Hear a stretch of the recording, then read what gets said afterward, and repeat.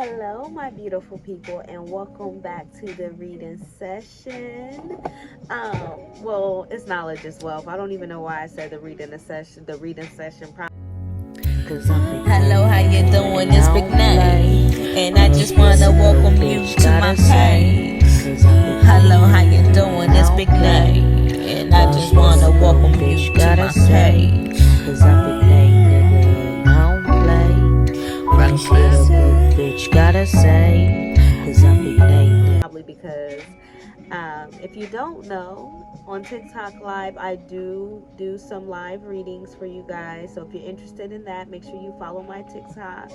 Come in and get you a free reading, maybe, if you are one of the first 7 people to join into my live. But today, I wanted to discuss the difference between Ifa and Hoodoo. And let me go pause my music before they try to, copyright it. So, on my spiritual journey, I have learned a lot because I read. And I learn from others and I read because knowledge is wealth, baby. That's why we here. That's what we talk about all the time, is how knowledge is wealth. And we want nothing but positivity flowing throughout this video. So let's talk about the difference between Hoodoo and Ifa, because there's a difference, and a lot of people get the Orishas caught up in Hoodoo when Hoodoo don't got nothing to do with the Orishas. You can... It's not that... See, it's hard to explain. So let's just break it down, because then people gonna be like, yeah, it does, and but it's different. It's different. So let's just talk about it. So Hoodoo, where it originated, and I know that I've done a video about root work, but let's talk about where Hoodoo originated.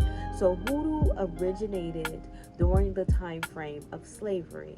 Now, during the time frame of slavery, there was different cultures being combined together and being shipped off to the United States. So because of all of these different African cultures and religions being all together, that is where Hoodoo came from, including the the Native Americans that were already here.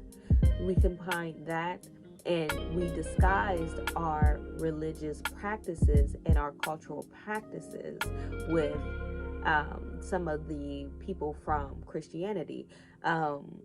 We were still practicing, though. The practice didn't stop, right? What is the focus of Hoodoo? What is the focus of it? It is what we can use, what resources we have, what we can use in this immediate time, so that things can change however we need them to change, using the immediate resources that we have at that time to make changes in our life or in our current circumstances. That's what Hoodoo was about. We used Hoodoo to heal. We used Hoodoo to guide us to freedom. We used Hoodoo for a lot of things. Now, understand that Hoodoo is ancestral magic. It is not God magic. It is ancestral magic. Okay, that is what Hoodoo is, right? Also understand that Hoodoo is spirituality. It is not a religion, but everybody cannot practice Hoodoo. Okay? Hoodoo is spirituality, not a religion. Everybody cannot practice Hoodoo. Now let's talk about Ifa. Let's get into Ifa. So Ifa is a religion. There is an initiation process for you to be in Ifa. Okay? The origin where Ifa originated, this religion, is from our Yoruba people. Okay? And we are going to dive more into that in a different video, but I just want to be clear about the differences. Hoodoo, there is multiple of different cultures and countries inside of Africa, all mixed into one. So when you're practicing Hoodoo, everybody practices hoodoo a little differently because it's a spirituality journey and it's ancestral magic. So everybody made things work their own type of way because the whole purpose of it was to use what you have right now so that you can fix this current situation. Okay? Ifa is a religion. Okay? And in Ifa, there is gods. And those gods are called Orishas. We tend to like to mix the two up, like who's my head, but I practice hoodoo and I ain't connected with my ancestors, but I want to know who my head is. Baby, you in two different places, in two different lanes, driving two different cars. You got to get on the same page, okay? And that's why I'm here. All right? Understand that when you are wanting to know who your head is, not a tarot card, not a bone reading, not a penny throw, is going to give you that information. So do not waste your money on doing that. You need to go to a priest. You need to go to a babalo. You need to go to a nifa. You have to go to one of them in order to get the reading so that you can know who your head is. All right? So basically, this was quick. That was 6 minutes. I don't even think I'm going to edit anything. I like shit to be quick and clear. I don't like things to be dragged out, but make sure that you guys like, comment, and subscribe.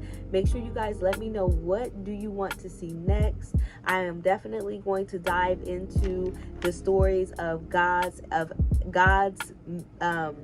goddesses, the Orishas. I'm going to dive into the mythical beings that they claim is mythical that they don't talk about outside of their Orishas. There is so much to unpack when it comes down to African spirituality, and a lot of times people just want to touch on the Orishas. There is so much more than the Orishas, and yes, I love the Orishas. I love all of you guys. Ugun, Ushun, I love you. Ubatala, I love you guys.